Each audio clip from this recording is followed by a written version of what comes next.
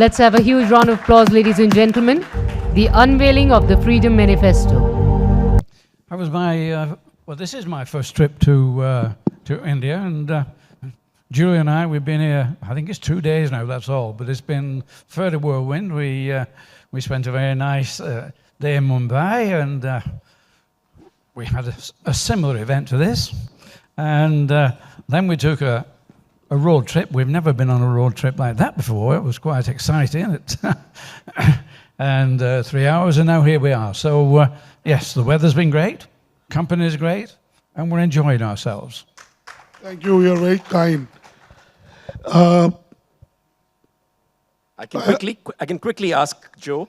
It's such a pleasure to have you over here, and you have no idea how special it is for all of us that a brand that's been a part of our lives, a part of our growing up, and to have someone like you with us today, it's truly special for us. So let's have a really big round of applause for a man. And I just want to ask you a quick question: you still wear Reebok shoes? Of course, I'm wearing. Is there anything else that you wear ever?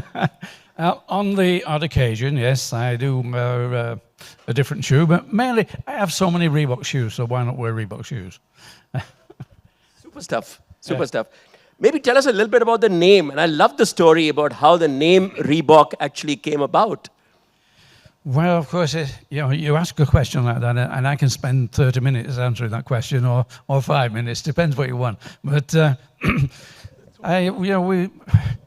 family business was started by my grandfather in 1895, and that was J.W. Foster and Son. And my brother and myself, we joined that company in the 50s, in the early 50s, and then at that time we had to do national service. We went away for national service. We came back and we saw the J.W. Foster family business failing badly. What was the answer to that? We couldn't get my father and uncle to work together, so we had to leave. And we left the company and we set up as Mercury Sports Footwear. 18 months into our business as Mercury Sports Footwear, we were doing nicely. We were making money, we were making some good shoes and enjoying life. And our accountant said, Joe, you better register that name. Why? Well, if somebody else decides that Mercury looks like a good name and they want to start making that product, you're going to be in trouble because they could claim it's their name. Okay, we'll register the name. So he sent me to a patent agent in Manchester, and the guy said, okay, we'll look this one up. He did do, and he came back and he said, sorry, it's already registered. Mercury is already registered by British Shoe Corporation. They were very big, of course, and we were very small. And so I said, well, what can we do? He said, well, they've offered it to you for £1,000. Now, we had just set up our company for £250, the whole company, everything, all the machinery. £1,000, we didn't have £1,000. Okay. He said, but you can take them to court because they're not using it. Okay, I said, fine. How much will that cost me? £1,000. Oh, we didn't have £1,000 either way, so what did we do? And this was a nice day. In Manchester, we did have nice days.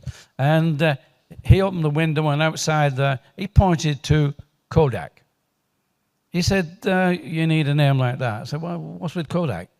Well, they made it up. That's their name. They invented it, so nobody can question that's their name. Okay, right. He said, but don't bring me one. Bring me 10. That stunned me. Look, we liked the name Mercury. How do you run a company if you've got to choose from 10 names? I said, we've got to love this. We've got to be in love with our company.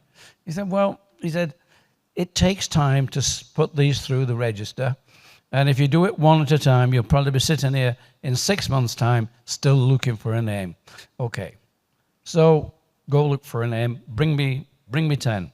I went back. We're sitting down around the table as you do, and I don't know if you guys have had to sit there and think up the name of a company, but you get to some weird names. But we thought, Cougar.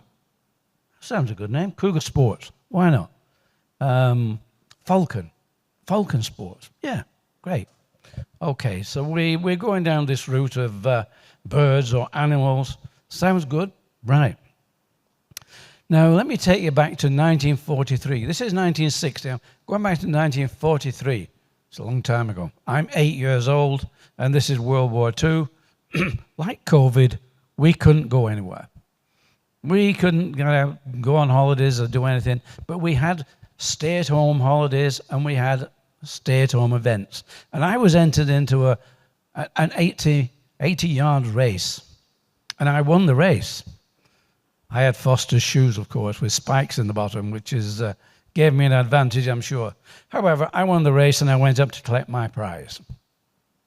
And what did I get? I got a dictionary, a Webster's dictionary. In case you don't know, Webster's dictionary is an American dictionary. And the American dictionary has some slight different spellings, which I'll come to later. So 1943, and I'm saying, look, where's the football? You know, what can I do with a dictionary? We didn't even have any teachers left. They were all fighting at that point. So with no school, what do I want the dictionary for? I want a football. No, couldn't get a football, right? So I've got a dictionary. Now let me fast forward again to 1960, and we're thinking of names. And my dictionary is sat there next to me, and I like the letter R. Well, my favorite letter, I don't know why, but I liked it. So I opened my book, my Webster's dictionary, at the letter R, and I start thumbing through. And I soon come across R-E-E-B-O-K. What's that? It's a small South African gazelle. Gazelle. We're a running company. Wow. That'll do. Top of the list. So gazelle. So Reebok goes top of the list. Now, this is American dictionary. Had I been looking for this in the Oxford English Dictionary, I would have found R-H-E-B-O-C-K. Totally different spelling. I would have probably passed that without even thinking about it. However, we have Reebok, and I put this at the top of my list. We have 10 names, and I go back to the agent and I say, look, again, we need to be in love with this. This has got to be, this means something to us. This is our company, and we want that. We want Reebok. And, you know, he's a lawyer. He's really of little interest as to what we want. And he said, okay, Joe, we'll see what we can do. 2 weeks later, it took him 2 weeks to go through, check all the names. He gave me a call and said, Joe, you've got your wish. You can have Reebok. Okay, he said, but there is a caveat to this, and the registrar says if somebody makes shoes out of Reebok skin, you can't stop them. Well, Jeff and I, we looked at each other and said, no, that'll never happen. No, we'll have it. We'll take Reebok. But because of that, the registrar said you have to go into the B section of the register. Up to 2 months ago, we didn't even know there was a register, so it didn't matter to us. We went into the B section. 10 years later, the registrar came back and said, we've moved you now to the A section. Oh, I said, why is that? He said, well, now everybody knows that Reebok is a sports shoe, and the animal, unfortunately, now comes second. And I just thought, in the context of a literature festival, we've always believed a book can change your life, and a dictionary changed Reebok's life in that sense. Indeed, so you're right. What a fascinating story. Yeah. You know, Prakash, as you read the book, right at the start, Mr. Foster says, I'm writing this book, but I must confess 2 things. One, I'm not fond of running. Second, I'm not fond of making shoes. How did you build Reebok then? Well, I mean, the truth is quite right. I don't know. I think my father would have loved me to be a runner, and he used to take me to events, and I used to do. And I wasn't too bad. I could run all right, but I didn't like it. I just didn't like it, and I guess that was the first time my father looked at me and thought, "This guy's going to be difficult." So, but I didn't like it, so okay, I didn't become a runner. But we obviously had a shoe factory, a small shoe factory, and again, I didn't like making shoes, but I was lucky. Jeff, my brother, co-founder, he loved the factory. He loved making shoes. So we got a deal there. Jeff said, look, I'll look after the factory. You look after everything else. Okay. So that was it. I had everything else, and Jeff looked after the factory, which meant that, fine, yeah, I didn't like making shoes, and I didn't like running, but I enjoyed everything else. Yeah. And Joe, one of the things we've seen is when people are successful, they tend to say, it's all because of me. And when things go wrong, they blame luck for it. But you're a rare person because in your book, there are several references to the fact that, hey, we got lucky. Luck was on our side. Tell us a bit about how you've seen luck play out for you. I think that we were very fortunate. The timing was, I say the timing was good, although when Jeff and I left in 1958, the J.W. Foster family business, and we thought, what should we do? Well, we're in athletics, but we thought, well, the Foster's in athletics. We'll make cycle shoes. We'd love to go into football boots. But by that time, Adidas had made their mark in the United Kingdom. They had that, and that would have cost us too much money. So we had a few choices, but we thought cycle shoes, and we did well on cycle shoes. We did really well. In fact, we did so well that we had a guy down in London, and he used to send masses and masses of orders, and we had to employ people. Our staff was growing. We now had about 3 or 4 people working for us. And this was all right until one day the orders stopped. Totally. And we wondered what had happened. He hadn't got a telephone. We didn't have mobile phones. We had no means of contacting him until a letter came from his landlady saying, do you owe, I've forgotten his name now, it's probably in the book, but do you owe him any money? And so we wrote back and said, no, we don't owe him any money, but we've not heard from him for a long time. Another letter. Unfortunately, he was killed in a road accident. And that was the end of our cycle business. It literally was the end. Fortunately, we'd started to develop into the running business, and that's our business grew from there. But you get these problems. We got over one problem. We had to change our name. 4 years into our business, we got a letter from Adidas. Oh, right, yes. The lawyers, we had a silhouette. The side of the shoe with 2 stripes and a T-bar. And Adidas decided, or the lawyers decided, that that was too close to 3 stripes and infringed the registered design. 5 minutes, Jeff and I were looking at each other and thinking, what should we do? Then we thought, we've just got a letter from Adidas. They know we're here. We're only small, but they think we're a threat. They found it necessary to write to us. What do? Well, we'll change our silhouette. And we ended up with what we have now, which is the Vector. So, we found out that these challenges, there was something that we began to understand. This is an opportunity to change, an opportunity to grow or scale. But you face a challenge, and that's great. If everything had been nice, plain sailing, I don't know. I don't think business is like that, though. So we got the challenges, and we started growing. But I also think it's a terrific mindset to have, where you start thinking that fortune is on your side, that whatever is happening for good. And there are several references in the book, whether it's suddenly they need to source product from China. And they're saying, damn, how will we do this? But they discover that, Nike's business is going down. So Nike has lots of production facilities which are now looking for work. And suddenly they discover, Reebok is coming in. So well, yeah, that was at the time. We'd actually gone into America. The first stroke of luck was going to America. In America in the late 60s, all through the 70s, running became a big category, which meant there was a lot of business. And we were in running.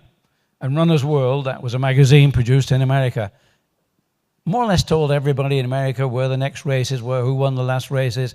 And you've got 350 million Americans, and at least 10% of them were running. So we got a lot of runners going out there, 3.5 million runners, a lot of shoes. It's 35 million. So we had to get into America. In 1968, I suggested I go to America. However, the family said that's going to cost too much. Right. Luckily, though, I picked up a magazine, and in the magazine was an advertisement from the government. The British government said, we want you to advertise, we want you to export. Okay, we will actually pay for you a stand at the NSGA show, that's the National Sporting Goods of America. We'll pay for you a stand there, and we'll pay for your airfare return and half of your hotel bill. There were no objections from the family. I could go. That was the easy thing. Off you go. 1968, I took my first trip. I got to get into America. When did I get there? 1979. It took 11 years. 11 years to get across that line. And luckily, I mentioned Runner's World, they thought they could tell everybody who had the best shoe. And the first time they did this, they said it was Nike. The second time, which was a year later, we think it might have been New Balance, but the retail trade had a lot of problems with it because when you say somebody's a number one in America, at least 10% of all those running wanted that shoe. And Nike couldn't find that product. So eventually, Bob Anderson, who produced Runner's World, decided he would go on to star ratings. And if you got a 5-star shoe, that would be the top. We knew we could make a 5-star shoe, and we did. In fact, we made 3. We got into America that way. So now we're in America, we have running shoes. But running shoes, that wasn't the answer for us. A guy down in Los Angeles, one of our tech reps, Angel Martinez, his wife was going to these classes and coming back with her friends, absolutely full of it. And Arnold said, what are you doing? And she said, we're doing aerobics. Aerobics? What on earth is aerobics? Well, we're exercising to music. Arnold went to the next session, saw the instructor wearing a pair of sneakers. We think they were New Balance. Half the class, they were wearing the same sneaker, and the rest of the class, they were just barefoot. For Arnold, that was an opportunity. Why don't we make a shoe for aerobics, for women, on a woman's last, woman's sizes, and make it out of glove leather?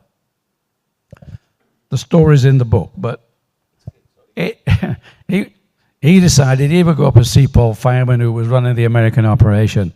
And Paul said, slow down, Arnold, slow down. We're a running company. Why do we want to be making shoes for girls to dance in?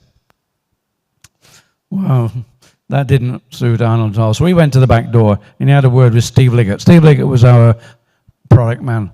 He did a better job with Steve, and he managed to get 200 pairs of samples. Took them down, gave them to the instructors, and that was it. They loved them.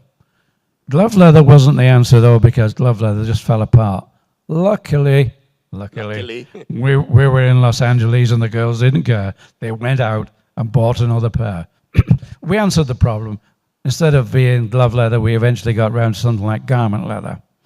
But the big break came when Jane Fonda went out and bought a pair and wore them in her fitness videos. That was it. We were then a $9 million company. A year later, we were $30 million. Then $90 million, $300 million, then $900 million. And what we were just talking about is that between $300 million and $900 million, you need a lot of shoes. And that's the time when Nike just hit a wall and had to pull out. And we were wondering, how can we get that production? Because factories can only increase production by overtime or working weekends. But the demand we had for millions of pairs wouldn't have been met had Nike not at that time had that problem. So luckily for us, Nike had a problem, and we managed to get our 900 million pounds worth of aerobic shoes. That's such a great story. And I don't know how many of you here, I started my career in sales. And in this country, if you were a salesperson early in your life, a story you were often told was this, that there was this shoe salesman who went to Africa, and they sent him out there to try and sell shoes. And he goes there and he finds everybody's barefoot. And he sends a message back to headquarters saying, get me back. There's no market here for shoes. Nobody wears shoes. Right. And the other guy, somebody else goes there. He goes there, he sees everybody's barefoot. He says, wow, huge potential here. No one's got shoes. Ship me, truckloads of shoes. Right. I think there's a difference there. And I love the fact that, somebody saw an aerobics class and saw half the class not wearing shoes and said, wow, there's an opportunity here. And they started with 200 shoes. And that 200 in a few years became like 900 million worth of aerobics shoes. And I think it's, it just goes to show that if you kind of see an opportunity and do something about it, you could get lucky. Well, absolutely.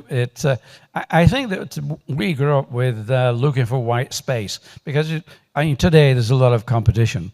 But if you want to really, I'm saying grow, I think today they call it scaling. If you want to scale, then you have to look for that white space. You have to look for something different. And it's pivoting as well. Pivoting is one of the new words that is on the block now. So we were willing to to pivot from being a running company to being an aerobics company, from being possibly a sports company to being a women's company. So Reebok grew on women. And this was incredible because we had some good people there, good marketing people who could see an opportunity. And we grew rapidly. In fact, we overtook Nike, we overtook Adidas, and we became, mid-1980s, we became number one. Well, Joe, let me ask you at this stage, not only, of course, Jane Fonda and aerobics and your shoes were synonymous, but you also started patronizing tennis, basketball. And tell us that famous incident from the basketball court. Well, yes, it became a problem because we had grown to be $1 billion company on women and on aerobics. And everybody's looking at each other and saying, we're a one-trick monkey here. What are we doing? We got to spread our wings a bit. We've got to get into something else. But what we found was soft leather, and most sports shoes were quite firm leather. You had to break them in, and that could be painful at times. So we said, well, what's next? Tennis, nice soft leather tennis shoe, and this is what we did. Nice, good, soft, and in fact, Paul Feynman, well, maybe his marketing people had the idea. They had the idea that they would put this advertisement, and it ran in tennis, whatever it was, tennis magazine. And it read, if you don't think that Reebok are the best tennis shoes you've ever worn, we'll give you your money back, and we'll give you a box of tennis shoes, of tennis balls. And the strapline to that was Reebok puts its balls on the line. And of course, Paul was a little bit frightened that he might get a lot of tennis shoes back and might have to get a lot of cans of balls. So we bought 2 cases. I think it's about 144 cases in each box.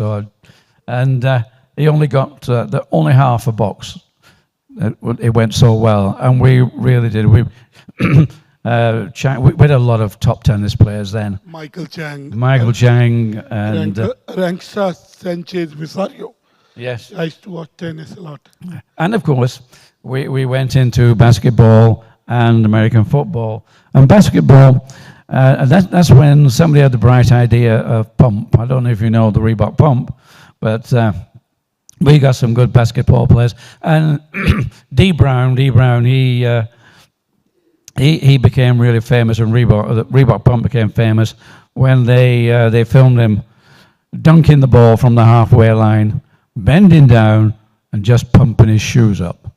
And it was that sort of thing that really got us a lot of business in basketball, as well as Shaq O'Neal, of course. Shaq O'Neal, 7'1", and I think he used to break more hoops than anybody else. But so we extended into, well, a lot of sport. We did actually at that point go into football as well. And Joe, in the book you write that a boy from Manchester did well knowing so many celebrities and building a multi-billion-dollar company. When you watch these sports personalities, these performers, what did you learn from them? From the sports people that you interacted with, the sports stars that you interacted with? What you thought you shouldn't learn from them? I think determination is every one of these sports personalities who really makes it big has that determination. We had a determination in just keeping going when building the factory. But I think sports personalities, yeah, and I think unfortunately today a lot of them are overpaid, and I don't know where that's going. But it was great, and it really happened in America. That's where we grew our business, and yes, influencers. I mean, this is what really. My grandfather knew about influencing. He used to give his shoes to people. Chariots of Fire, if you've heard of the film, the three athletes. They were British athletes. They won gold medals in the 1920s, and then they were immortalized. But those shoes, they were given those shoes by my grandfather. And when we come up now, we talk about athletes. Athletes are the influence. If you're a performance company, you use athletes to influence your brand. And I think Reebok were the first to move. We did performance. But we also moved into music, and we moved into acting. And we positioned product on influencers. So it's something a lot of people have tried to. In fact, I had a friend who said, "No, we're not going to do that. We're going to sell our product on value for money." It didn't work. It didn't work. People like to be influenced. So top athletes, they are influenced. In fact, a lot of top athletes now are actually coming back into sports companies. Shaq O'Neal is now part of ABG, and ABG now own Reebok. And we're seeing that a lot of these athletes are now coming back and putting their money into sports footwear and back into the sports business. Yeah. So clearly, influencer marketing might seem like something of a recent trend, but it's something that Reebok did with great success many, many years ago. There's another line in the book which I thought was interesting from a sales and marketing perspective, Joe, where you say something about we didn't sell to the retailer, we sold to the customer, or something to that effect. Yeah. Well, the reason that Jeff and I left the parent company, J.W. Foster, is that they were not looking forward. Mind you, my father and uncle, they just fought each other, a bit like Adi Dassler and Rudy Dassler. Rudy Dassler had the good sense to leave and set up Puma. With Foster, they just kept fighting. And I was saying we should have salesmen. We should do some marketing. Well, they didn't. So when we left, I thought, well, I should do this. So off I went in my car, went on the road and called on what were then small retailers. That world has changed. Well, there were small retailers. And I would go in, and more often than not, I'd say, look, I'm Reebok. And the guy would look at me and say, who's Reebok? Well, I'd show him some nice product. And then he would look up and look at his shelf and say, look, I've got Adidas, I've got Dunlop. Why do I need Reebok? Good question. He didn't need Reebok. He wasn't my customer. He was in between. My customer was the guy who would wear the shoes. Now, weekends, we were going to athletic races and meetings. And it struck me, these are my customers. I should be going to these customers. In the UK, we had the 3As, the Amateur Athletic Association, and every club in the country was a member of the 3As. And they had a handbook. And in that handbook were about 300 or 400 clubs, and I had the name and address of every secretary of every club. Well, didn't take long to figure out a letter to these guys saying, look, we'll give you 15% off, and if somebody in the club wants to be our agent, they can have the 15%. My first letter got me over 100 agents. And I think my second letter and third letter, by the time I finished, I got about 300 agents. And at that time, then, those retail stores who had looked at me and said, why do we need Reebok? They start ringing me and saying, you're selling direct to our club.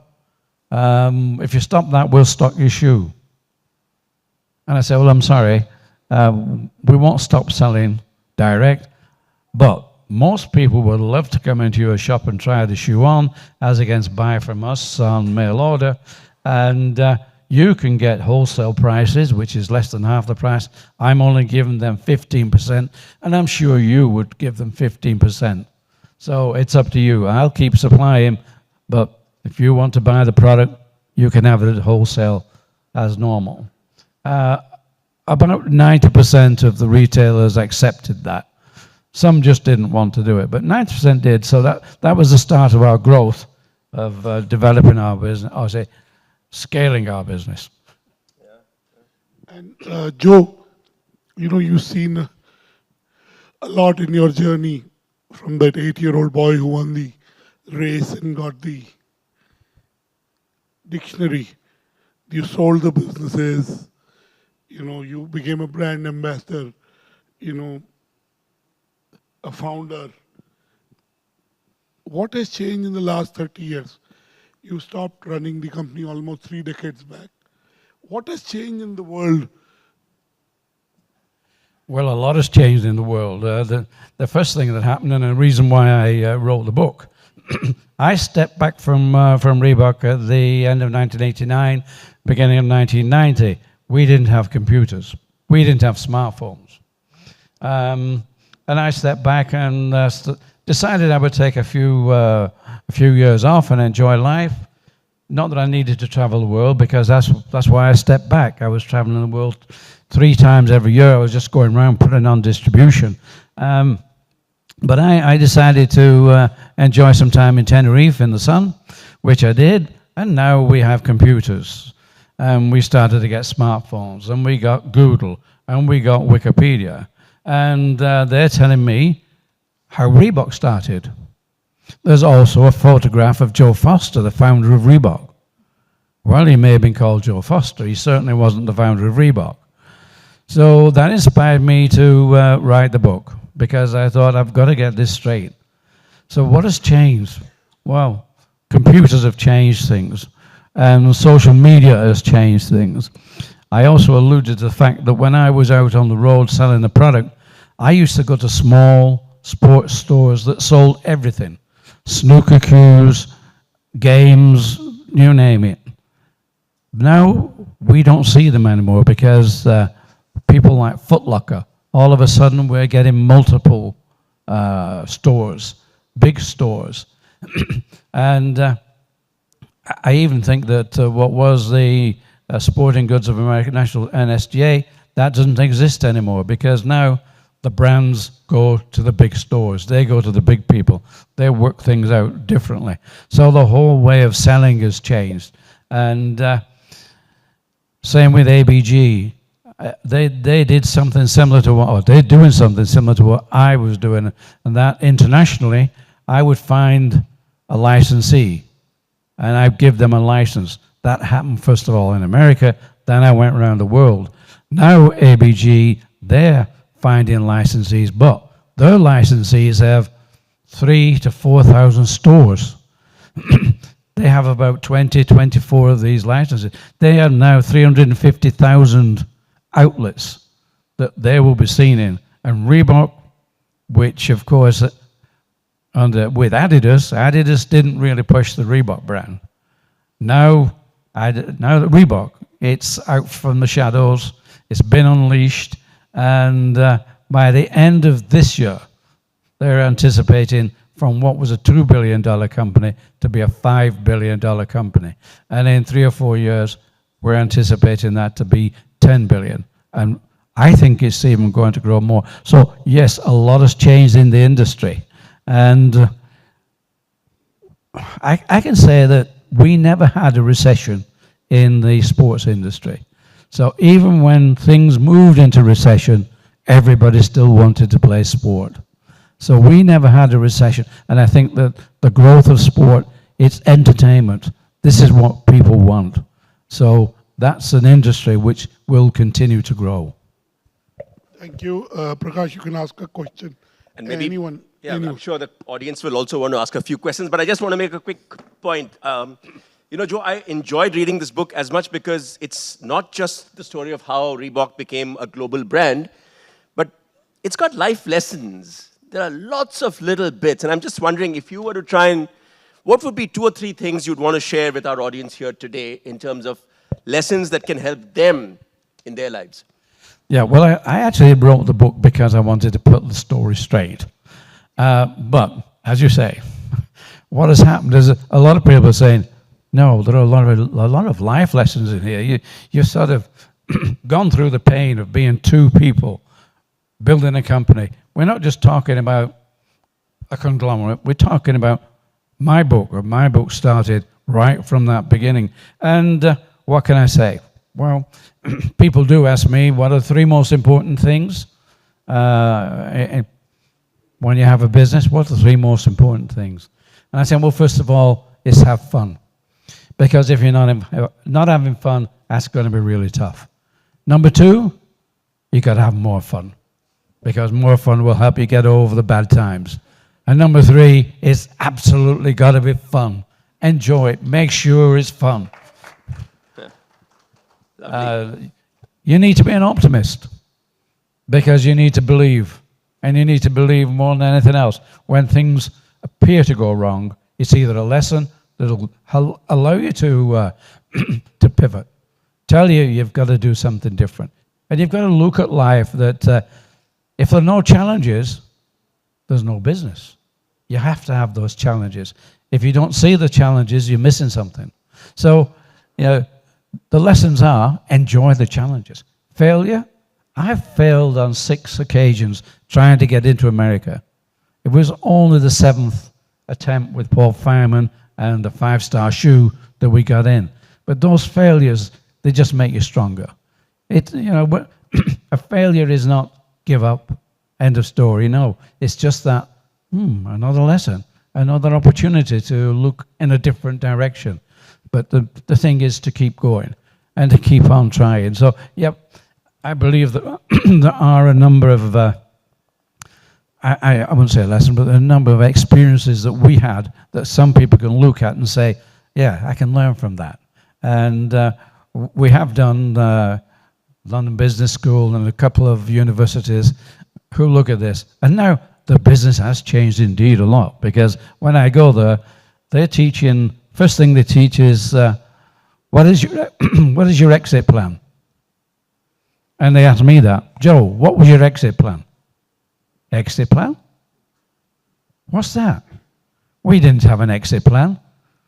We just needed to earn a living. That was our start. The Foster family business was going out of business. We needed to earn a living. And we didn't have an exit plan. So things have changed. Now you can, there's so many opportunities and ways to obtain finance. In our day, there was only the bank, and the bank needed collateral. And if you didn't have that, you didn't have money. You had to grind away and go slowly. So, yes, I hope you buy the book, because, number 1, writing a book, Reebok was a challenge until it got $4 billion size. Now my challenge is to sell the book. No point in writing a book unless you sell it. Spoken like a true author.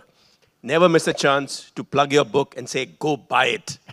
And I think the book is available outside, and today is that opportunity for you to get it signed by the man himself. Well, I think starting business today is, for me, you've got to be an optimist. For me, you've got to be young, because, we left the family business. What can go wrong? No, well, what can go wrong? You're young.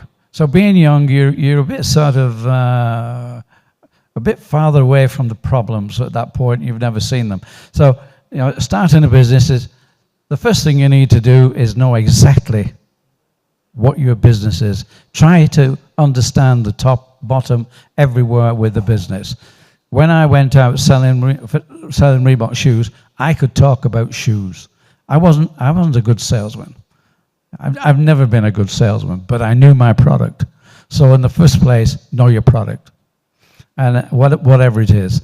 And as I said, look for the white space. The white space is something that you can develop, something that you can make a difference with. You know, the big boys are covering a lot of space, but there's always white space out there. You've just got to, if you know where you're going, you can create it. And what we're finding today is, I think we've about 6, and probably Julie would verify that, we're at 6 young startup guys coming along, asking questions, and want us to be a part of their business. And you know, this is so exciting because you look at what they're doing, and yes, they're looking at some of that white space and some of the ideas. Some are tech, some are just basic. But believe you me, they're finding space. So anybody today who wants it, there is space, and technology's created it.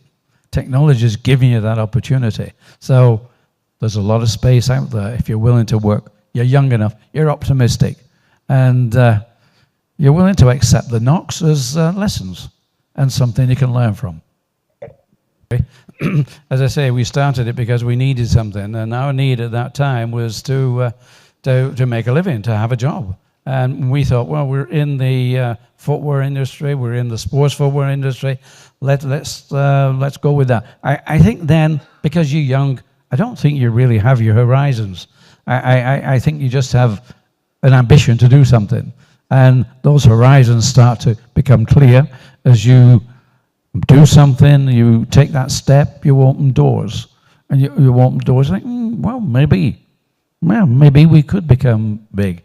And I think it's, and this is that optimism. You know, it's in your DNA somewhere. If you're the optimist, you do take that next corner. You do take that risk. Well, why not? You know, risk going to America? Yeah, we'll take that risk. Let's do those things. Look for opportunities. So, yeah, I think when we started Reebok. Well, we actually started Mercury. It was 18 months down the road when we became Reebok. But and I think it's when you see things, you think, wow, that's great. You know, when we changed our name, we thought, fantastic. And I think you have to have that optimism that not every day is a good day. It's not. But you know, you turn around and you get up the next day, and that's going to be a good day. You know, the misfortune for me was that I lost my brother just when we got into America. We'd just got our 5 stars. He didn't see the growth, and that is so disappointing in a way. But you know, these are things you've got to get over. It probably made me more determined to make sure we succeeded, because you know, he'd gone, but the company was still there. Just believe it'll all come good. You will have those bad days, but you've got to believe that it'll turn around and work for you. Any other questions before we say thank you very much, Joe?